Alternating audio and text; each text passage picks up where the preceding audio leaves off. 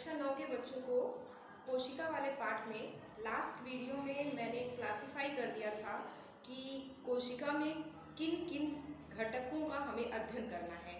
आज हमें कोशिका के अंगों के विषय में, उनकी संरचना के विषय में, उनके कार्य के विषय में जानकारी लेनी है। तो शुरुआत करते हैं कोशिका भित्ति से, जिसको हम कहते हैं सेल वॉल। कोशिका भित्ति, कोशिका भित्ति कोशिका के चारों ओर पाया जाने वाला वह आवरण है जो कोशिका को मजबूती, सुरक्षा और एक संरचना प्रदान करता है। अगर कोशिका के आवरण की बात करें तो कोशिका का जो आवरण है, यदि पादप कोशिका में देखें तो सेल वॉल पाई जाती है, सेल्यूलोज की बनी हुई होती है और इस सेल्यूलोज की बनी हुई सेल वॉल के कई लेयर्स होते हैं।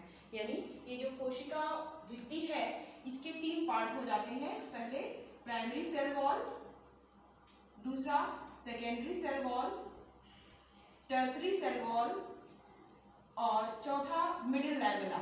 ये मैंने आपको चार्ट बनाते समय भी समझाया था कि इसके 4 पार्ट हो जाते हैं। तो ये जो primary cell wall, secondary cell wall और टर्सरी सेल वॉल है, अगर इनकी संरचना देखी जाए तो इनकी संरचना कुछ इस तरह से होती है कि बाहर की जो सेल वॉल है, अगर ये कोशिका की सेल वॉल की संरचना हम बना रहे हैं तो इसमें हमें सबसे बाहर की ओर जो दिख रही है उसे हम कहते हैं प्राइमरी सेल वॉल। बीच में मिडिल लैमेला पाई जाएगी जो सेकेंडरी और टर्सरी सेल वॉल को यहाँ जोड़ने का काम कर रही है। यानी इस तरीके से देखिए कि बीच में ये मिडिल लैमेला पाई जा रही है और इन दोनों के ही बीच में पाया जाएगा मिडिल लैमेला का पार्ट। ये जो सबसे बीच का येलो पार्ट बना रहे हैं ये मिडिल लैमेला का भाग है और मिडिल लैमेला जो है दोनों को एक सीमेंट की तरह जोड़ने का काम करती है, सीमेंटिंग एजेंट की तरह काम करती है। तो इसके 3 पार्ट हमको दिख रहे हैं। ये हुआ प्राइमरी सेल वॉल, ये हो गया सेकेंडरी सेल वॉल, ये हो गया मिडिल लैमेला। ये मिडिल लैमेला का ही 3 पार्ट है, टर्सरी सेल वॉल इसके बाद। और सबसे पहले बाहर की ओर जो था वो हमारा प्राइमरी सेल वॉल था, ये मिडिल लैमेला का पार्ट है। तो कोशिका भित्ति की हमें 3 परतें मिलती हैं और कोशिका भित्ति जो है बनी हुई होती है सजीव पदार्थों से, क्योंकि इसमें सेल्यूलोज पाया जा रहा है, प्रोटीन लिपिड के मॉलिक्यूल्स पाए जा रहे हैं, लेकिन ये होती निर्जीव है। ठीक है, तो कोशिका भित्ति में हमें इसकी संरचना और इसके पार्ट और इनके बारे में जानना होगा। कार्य आपको बता ही दिया है कि कोशिका भित्ति का काम इसको एक सुदृढ़ संरचना, रक्षा और आकृति देना है। ये कोशिकाएं आपस में एक दूसरे के साथ सेल वॉल सब जुड़ी हुई होती हैं और सबसे खास बात ये कि जो सेल वॉल है ये प्लांट सेल में पाई जाएगी, एनिमल सेल में नहीं पाई जाएगी। कुछ लोअर एनिमल्स होते हैं जैसे प्रोटोजोआ, यूग्लिना, इन सब में सेल वॉल नहीं पाई जाती, बल्कि एक प्रोटीन की पतली परत पाई जाती है जिसे हम पेलिकल कहते हैं। पेलिकल झिल्ली पाई जाती है, उसे हम सेल वॉल नहीं कह सकते हैं, ना ही उसे हम प्लाज्मा मेम्ब्रेन कह सकते हैं। तो इस तरह से ये कोशिका अंग का पहला पार्ट था हमारा सेल वॉल। सेल वॉल के जस्ट बाद पतली सी एक बारीक पन्नी पाई जाती है, झिल्ली पाई जाती है, जिसे हम कहते हैं प्लाज्मा मेम्ब्रेन या प्लाज्मा कला। तो प्लाज्मा मेम्ब्रेन जो है इसका एक नाम और है, इसी को हम एक्टोप्लाज्म भी कहते हैं। ये भी आगे जब आप चल करके कोशिका साइटोप्लाज्म पढ़ेंगे तो साइटोप्लाज्म में एक्टोप्लाज्म में भी एक शब्द आता है। तो एक्टोप्लाज्म जो है वो प्लाज्मा मेम्ब्रेन को ही कहते हैं। ये प्लाज्मा कला, हिंदी में इसे प्लाज्मा कला कहते हैं। ये जो प्लाज्मा कला है ये इसकी तुलना में बहुत पतली होती है, पहला पॉइंट। दूसरी बात, ये जंतु कोशिका में पाया जाने वाला फीचर है। ये वनस्पति कोशिका में भी हो सकती है मगर जंतु कोशिका में आवश्यक रूप से होगी, जबकि सेल वॉल वनस्पति कोशिका में ही होगी, जंतु कोशिका में नहीं होगी। ये एक अंतर भी है। तो प्लाज्मा मेम्ब्रेन जो है ये प्रोटीन और फॉस्फोलिपिड की बनी हुई होती है। प्लाज्मा मेम्ब्रेन को जो है सबसे पहले रॉबर्टसन ने समझाया था कि ये प्रोटीन और लिपिड की बनी हुई होती है। टोटल 75 एंगस्ट्रॉम इसका जो है डायमीटर होता है, चौड़ाई होती है। अगर इस परत को देखा जाए तो ऊपर की ओर हमको इस तरह से प्रोटीन की परत दिखेगी और बीच में हमको इस तरह से लिपिड की परत दिखेगी, तो PLLP। तो ये जो इस तरह से उन्होंने बताया था रॉबर्टसन ने, लेकिन उनसे अच्छा मॉडल जो आया वो आया है सिंगर एंड निकोलसन का। तो सिंगर एंड निकोलसन का मॉडल पूछा भी गया है कई बार एग्जाम में कि सिंगर और निकोलसन का तरल मोज़ेक मॉडल क्या है, फ्लूइड मोज़ेक मॉडल। तो इन्होंने ये बताया था सिंगर निकोलसन ने कि जो प्लाज्मा कला है उसमें केमिकली 2 प्रकार के कंपाउंड्स पाए जाते हैं। सबसे सबसे ऊपर की परत जो होती है वो प्रोटीन की बनी हुई होती है, फास्फोप्रोटीन होती है, और सबसे नीचे की परत भी प्रोटीन की बनी हुई होती है, और इनके बीच बीच में लिपिड के अणु पाए जाते हैं। जो लिपिड के अणु पाए जा रहे हैं उन लिपिड के अणुओं के बीच बीच में कुछ धसी हुई इंट्रिंसिक प्रोटीन्स भी पाई जाती हैं या अंतर्वेशनी प्रोटीन पाई जाती है। तो ये इंट्रिंसिक प्रोटीन बीच बीच में पाई जा रही है। तो ये इसकी संरचना है, यानी आप जिसको एक पतली झिल्ली समझते हैं, यदि उसका इलेक्ट्रॉनिक माइक्रोस्कोप के द्वारा अध्ययन किया जाए तो हमें उसमें इतने लेयर्स दिखाई देंगे। ये प्रोटीन की लेयर है और ये देखिए ये लिपिड की लेयर है। तो प्रोटीन, लिपिड, लिपिड, प्रोटीन, ये 20 एंगस्ट्रॉम, ये भी 20 एंगस्ट्रॉम, और ये बीच में ये जो है ये हो गई 30 एंगस्ट्रॉम, 35 एंगस्ट्रॉम। एंगस्ट्रॉम आपने सुना होगा, ये लंबाई नापने की बहुत छोटी इकाई है, 10⁻⁻10। ये फिजिक्स का मैटर है, आप उसमें क्लियर कर लीजिएगा। ये बहुत छोटी है, इसे इलेक्ट्रॉन माइक्रोस्कोप के माध्यम से ही देखा जा सकता है। तो ये हमारी प्लाज्मा मेम्ब्रेन है। प्लाज्मा मेम्ब्रेन जो होती है ये जंतुओं में पाए जाने वाला मुख्य फीचर है। इसके बाद प्लाज्मा मेम्ब्रेन के बाद हम चलते हैं कोशिका के प्लाज्मा प्रोटोप्लाज्म में। प्रोटोप्लाज्म क्या है इसको देख लेते हैं। प्रोटोप्लाज्म, जिसको हम प्रोटोप्लाज्म को जीव द्रव्य भी कहते हैं। हिंदी में इसको हम जीव द्रव्य कहते हैं। जीव द्रव्य जो है ये सबसे पहले इसकी खोज हक्सले ने किया था। हक्सले ने बताया था कि जो जीव द्रव्य है वो जीवन का भौतिक आधार है, यानी जीव द्रव्य में जो खास फीचर्स हैं। सबसे पहली बात कि जो प्रोटोप्लाज्म जीव द्रव्य है ये एक कोलाइडी विलयन है। ये सॉल और जेल के फॉर्म में पाया जाता है। ये सॉल और जेल यानी कि कोलाइडी अवस्था में एक ज़्यादा घना और एक पतला मीडियम, और ये आपस में एक दूसरे में कन्वर्ट होता रहता है। कन्वर्ट होने के साथ साथ सॉल और जेल थ्योरी जो है इसमें एक चीज़ और बताया जाता है कि इसमें बाहरी किसी भी उद्दीपन के प्रति फैलने या सिकुड़ने की क्षमता होती है। यानी बाह्य उद्दीपन कोई आता है तो जो प्रोटोप्लाज्म है यह फैलता है या सिकुड़ता है। इसी क्रिया से हम कह सकते हैं कि ये जीवित है। अगर किसी भी कोशिका में जीव द्रव्य उपस्थित है, इस तरह की प्रक्रियाएं वो शो कर रहा है तो वो जीवित है। तो कोशिका का सबसे जीवन का मुख्य आधार आपका प्रोटोप्लाज्म है। इसीलिए इसको कहा भी गया है कि यह, हक्सले ने ही बताया था कि ये जीवन का भौतिक आधार है। ये क्वेश्चन भी कई बार पूछा गया है, जीवन का भौतिक आधार क्या है, वहां पर आपको आंसर टिक करना होगा। ये प्रोटोप्लाज्म है। हक्सले ने इसे बताया था, डिजार्डिन ने प्रोटोप्लाज्म की खोज की थी। तो प्रोटोप्लाज्म के बाद अगला देखते हैं हम साइटोप्लाज्म। साइटोप्लाज्म क्या है, चौथा पार्ट। साइटोप्लाज्म और प्रोटोप्लाज्म में विशेष जो अंतर है जरा उस पर गौर करिए। साइटोप्लाज्म जैसे कोशिका है, अगर हम किसी कोशिका का चित्र बनाएं, ये लिया जाए, अगर ये कोशिका है, सपोज दैट ये कोशिका है, इस कोशिका में बहुत सारे अंगक हैं, तो ये कोशिका की वॉल हो गई, दीवार हो गई। दीवार के बाद अंदर ये कोशिका की रिक्तिका हो गई। रिक्तिका में रिक्तिका रस भरा हुआ होगा। जो रिक्तिका रस है जिसे हम सैक कहते हैं, वैक्यूलर सैक। इसके बाद बाहर एक यहाँ पर इसकी एक एक्टोप्लाज्म होगा, यानी कि जो साइटोप्लाज्म है इसकी 3 कैटेगरी हम कर सकते हैं। पहला है बाहर वाला एक्टोप्लाज्म, जिसे हम कहते हैं प्लाज्मा मेम्ब्रेन, ये एक्टोप्लाज्म। फिर बीच का हिस्सा जो बाहर की प्लाज्मा झिल्ली और अंदर की रिक्तिका के बीच पाया जा रहा है, जिसमें सारे अंगक पाए जा रहे हैं, उसे हम कहते हैं इंडोप्लाज्म या मीजोप्लाज्म। और इसके बाद ये जो हमने एक वैक्यूल बनाई है, रिक्तिका बनाई है, रिक्तिका की झिल्ली जिसके बाद रिक्तिका रस शुरू हो जाता है, उसको हम कहते हैं टोनोप्लास्ट।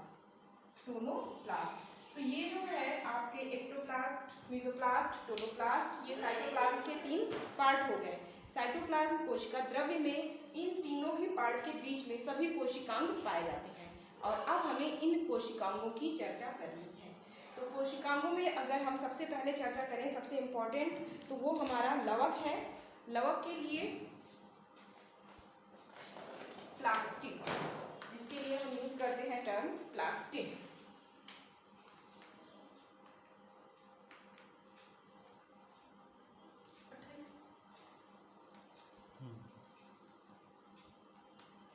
तो प्लास्टिड के बारे में आप शुरू करते हैं। प्लास्टिड को हिंदी में हम लवक कहते हैं। इसकी खोज जो है वो सबसे पहले जो है हिकल ने किया था।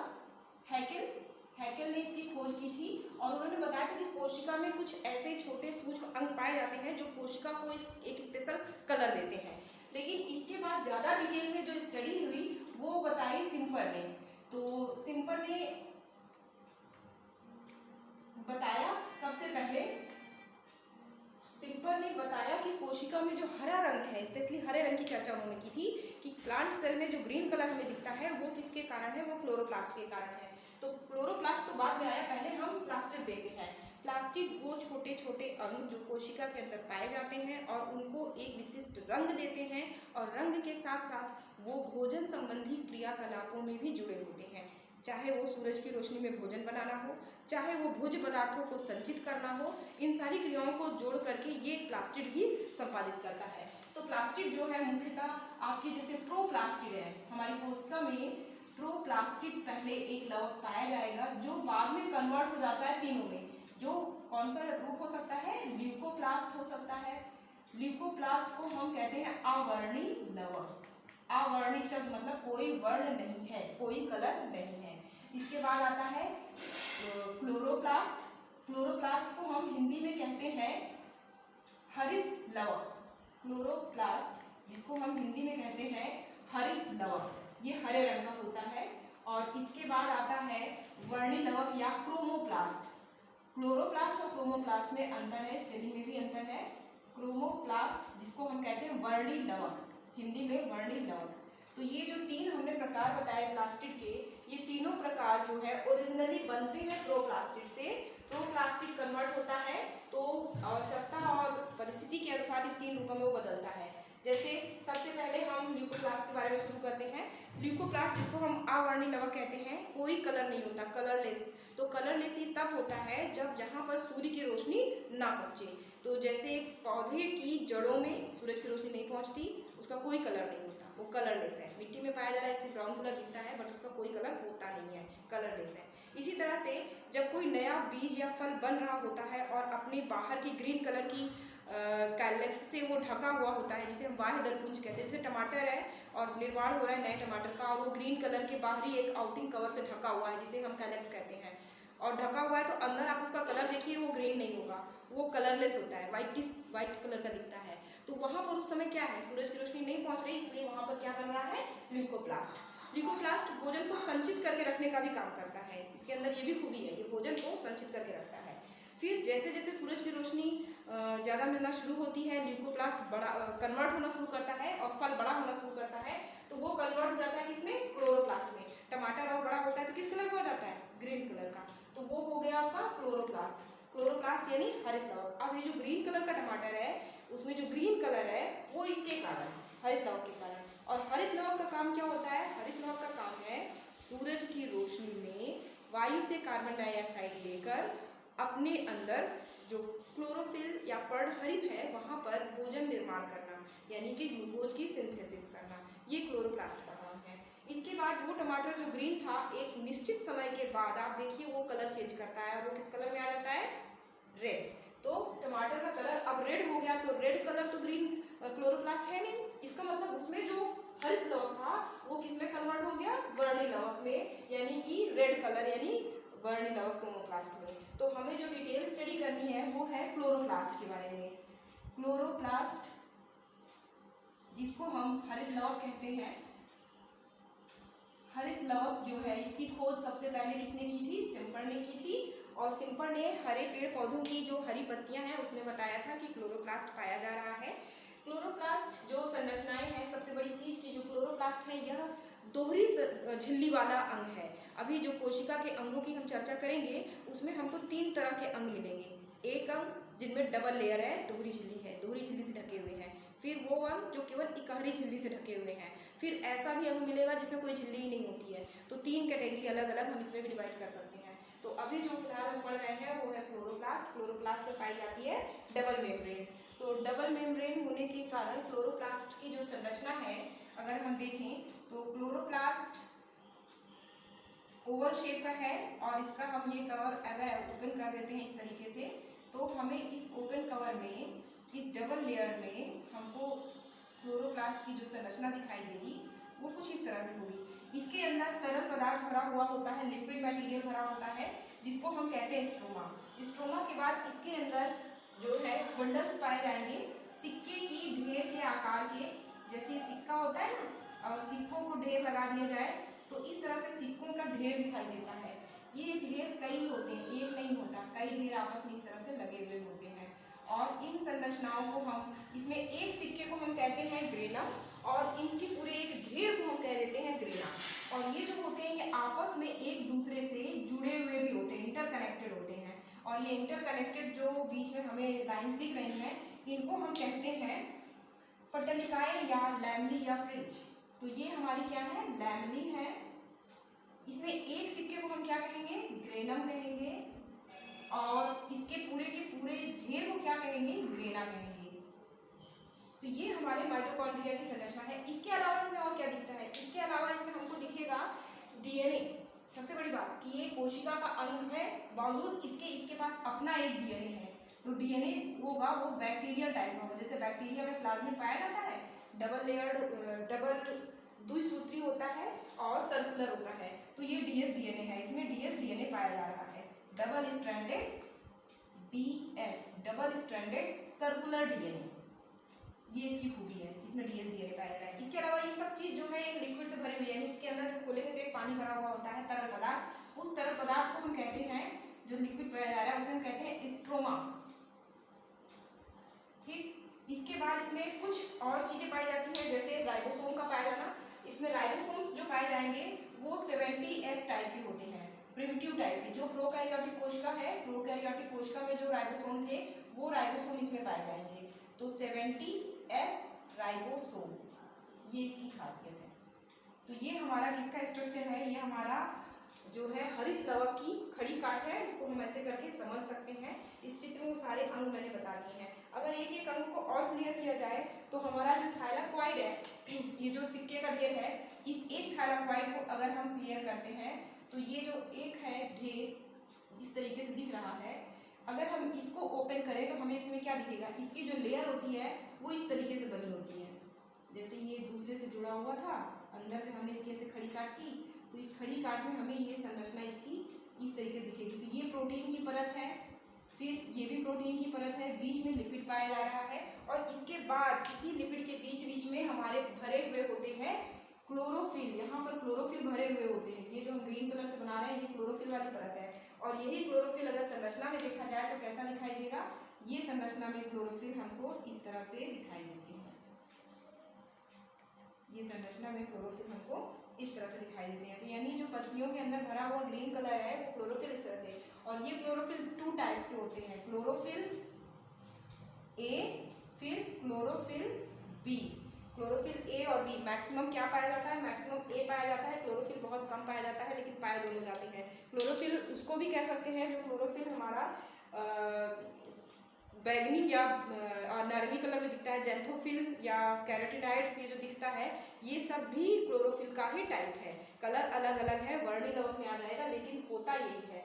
तो क्लोरोफिल का संरचना मैंने समझा दी है, डिटेल भी बता दिया है। इसको जरूर बनाइएगा क्योंकि ये बोर्ड के एग्जाम में क्वेश्चन कई बार अक्सर पूछा गया है कि कोशिका में पाए जाने वाले किसी एक दूसरी दोहरी झिल्ली वाले अंग की संरचना का व्याख्या करके वर्णन करें। तो आपको चित्र भी बनाना पड़ेगा, वर्णन भी करना पड़ेगा। अब इसके कार्य को देखिए, सबसे जब वर्णन करना होगा तो जिस तरह से मैंने वर्णन किया कि ये कोशिका में पाया जाने वाला अंग है जो दोहरी झिल्ली से ढका हुआ होता है, इसके अंदर तरल पदार्थ स्ट्रोमा भरा हुआ होता है, सिक्कों का ढेर होता है जिन्हें हम एक सिक्के को ग्रेना और सिक्कों के ढेर को ग्रेना कहते हैं।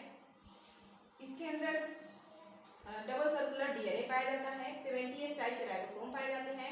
प्रकाश संश्लेषण की क्रिया जो परफॉर्म होती है वो कहाँ होती है, क्लोरोफिल में होती है, जो कि इसके अंदर पाए जाते हैं। तो ये पूरी की पूरी संरचना आपको डिटेल में इस तरह से बतानी पड़ेगी। और प्रकाश संश्लेषण क्रिया क्या है इसके बारे में भी पूछा जाता है। कभी कभी क्लोरोफिल की संरचना भी पूछ ली जाती है। तो अगर क्लोरोफिल की संरचना पूछ ली जाए तो ज़्यादा डिटेल नहीं जाइएगा, इसमें आपको ये बताना होगा कि क्लोरोफिल जो होता है इसमें सबसे मुख्य तत्व होता है मैग्नीशियम। इसमें मैग्नीशियम पाया जाता है। और मनुष्य का जो खून होता है, ब्लड होता है, उसमें मुख्य होता है आयरन। आयरन जो Fe और मनुष्य पौधों में ये Mg। लेकिन इनकी जो संरचना है पूरी एक जैसी होती है। इतने को छोड़ दिया जाए तो मनुष्य के हीमोग्लोबिन की संरचना और पौधों के क्लोरोफिल की संरचना बिल्कुल एक जैसी है। ये देखिए इसमें इस तरह से पोरफायरिन रिंग्स पाई जाती हैं। 4 पोरफायरिन रिंग है। ये आपको ऑर्गेनिक केमिस्ट्री का पार्ट है, अभी नहीं समझ में आएगा, इसीलिए ज़्यादा डिटेल नहीं बता रहे थे, लेकिन फिर भी कभी कभी संरचना के बारे में चर्चा उड़ जाती है तो आपको एक आइडिया होना चाहिए। और इसमें एक फाइटोल ट्रेन होती है, तो फाइटोल टेल, और बीच में कौन सा कोर मेटल क्या है?